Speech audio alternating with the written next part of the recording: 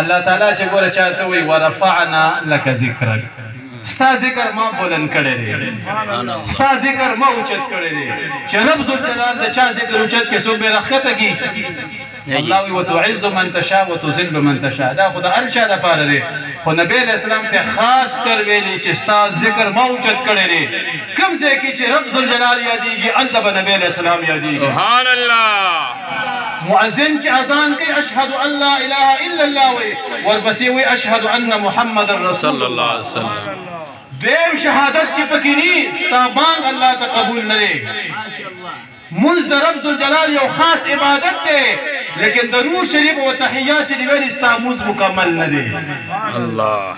تا چې درود شریف پکې ویل ني ستا مونځ مکمل نه دی دا خو خالص او مخلص د الله عبادت دی الله ورته زکه چې کم ځای کې زه یادېږم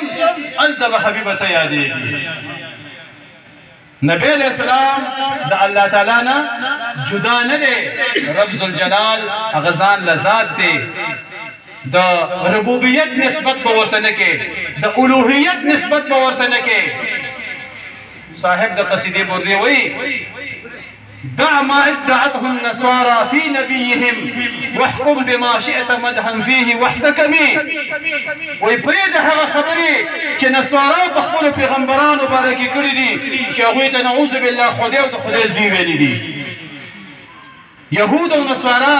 عزیر علیه السلام ته او عیسی علیه السلام ته د الله د زوی یا د خدای نسبت وکړو که نه نو وایي دونه د پیغمبر په مدحه کې مه مخکې کېږه چې خدای ورته ووایي یا د خدای زوی ورته ووایي نور چې د څه خوښوي په صفت کې او په شان کې نو بیانوه نبي علیه السلام سبحان الله صرف خدای به ورته نه وي هغه رحمان بابا م وایي که نه خدای مه ګڼه بېشکه چې بنده دی خدای مه ګڼه بېشکه چې بنده دی نور یې کل والا صفات کې فرشتیا سبحان الله